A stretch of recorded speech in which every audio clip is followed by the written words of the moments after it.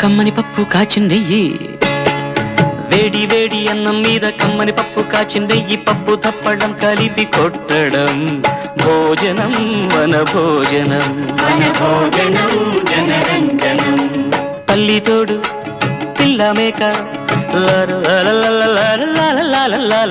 తల్లి తోడు పిల్ల మేక ఆలు మగలు అత్త కోడలు బాసు బంటూ ఒకటేనంటూ కలవడం